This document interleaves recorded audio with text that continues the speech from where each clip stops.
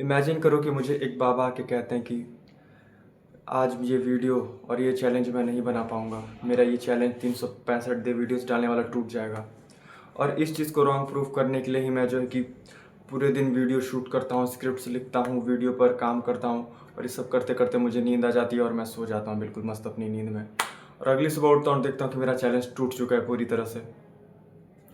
तो उन्होंने तो पहले से डिटरमाइन कर दिया था कि मैं ये चीज़ नहीं कर पाऊँगा और उसे गलत प्रूफ करने के ट्राई ने ही उनकी बात को पूरी तरह से प्रूफ कर दिया। तो जो फेनोमेना यहाँ पर हुआ, इसी चीज़ को फिलॉसफी की भाषा में कहते हैं हम डिटर्मिनिज्म। जो होना होता है वो होता है, सिंपल चीज़। तो ये फिलॉसफी क्या है, आज इसी के बारे में बात करेंगे। So basically this philosophy is a question कि क्या हमारे पास सच में फ्री विल नाम की कोई चीज़ है? क्या जो चीज़ हम सोचते हैं, जो चीज़ हम करते हैं, जो चीज़ हमें पसंद है वो सच में हमारी ही है, या वो just a effect of a cause like हमारे बायोलॉजी, हमारे इन्वायरमेंट, हमारे पास्ट एक्सपीरियंसेस। और कहीं ना कहीं देखा जाए तो ये सब सच नहीं है। मुझे अगर आज खीरा खाने का मन है तो इसका बहुत हद तक रीज़न हो सकता है कि मेरे बॉडी में वाटर की कमी या अदर न्यूट्रिएंट्स की कमी है। मुझे कहीं घूमने जाना पसंद है, इसका रीज़न हो सकता है कि पिछली बार जब मैं वहाँ गया था तो मुझे बहुत ज़्यादा मज़ा आया था। मेरी आइडियोलॉजीज़ क्या है, मुझे कौन सी फ़िलासफ़ीज़ पसंद है, मुझे किस तरह की मूवीज़ देखना पसंद है, मुझे क्या कहाँ जाना क्या करना पसंद है।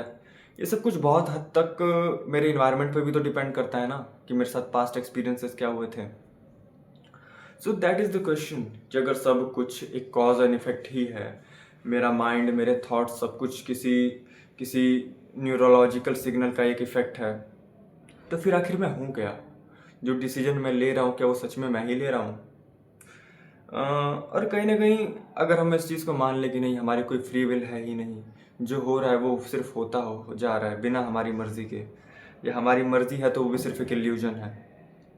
तो जो क्रिमिनल, जो क्राइम कर रहा है, जो गलत काम कर रहा है, वो भी कहीं ना कहीं अपनी जगह सही है, क्योंकि उसकी तो फ्री विल है नहीं, वो जस्ट एक इफेक्ट का हिस्सा है। उसे जो करना था वो इवेंचुअली करना ही था। और अगर जब फिर इस हिसाब से तो मेरा रिजल्ट भी पहले से डिक्लेयर्ड है, मुझे पास होना है या फेल, फिर मेरे पढ़ने का क्या फ़ायदा?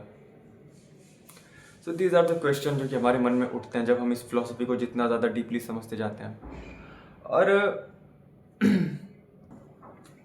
और देखा जाए तो हर चीज़ का एक पॉजिटिव साइड होता है, एक नेगेटिव साइड होता है। तो इसकी पॉजिटिव साइड के ऊपर अगर बात करें तो वो बेसिकली ये है कि हमारे अंदर एक्सेप्टेंस बहुत ज़्यादा आती है। हम चीज़ों को कोसना कम कर देते हैं, हम जज करना कम कर देते हैं, हम एक फ़्लो में जीते हैं जब हम इस चीज़ को, डिटर्मिनिज्म को जैसे जैसे समझते हैं कि ठीक है, जो होता है वो होता है।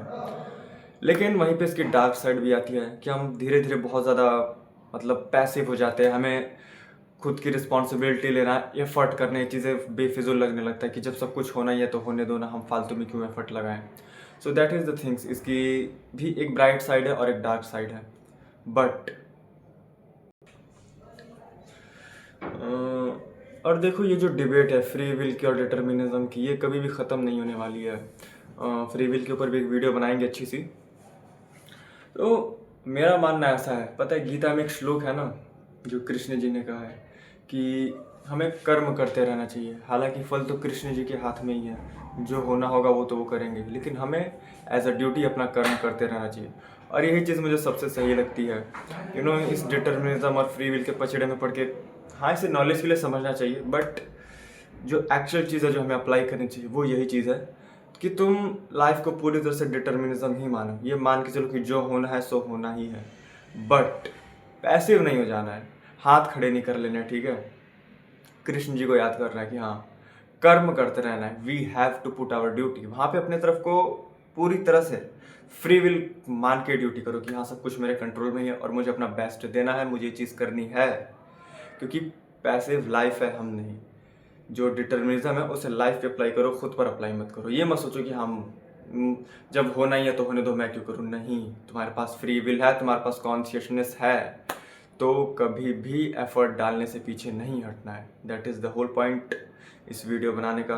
होप करता हूँ वीडियो तुम्हें पसंद आए, एंड अगर इससे 1% भी क्लैरिटी आती है तुम्हारे लाइफ में, तुम्हारे माइंड में, तुम्हारे थॉट्स में, तो that will be my biggest success of life. Thank you very much for watching this video. Thank you so much.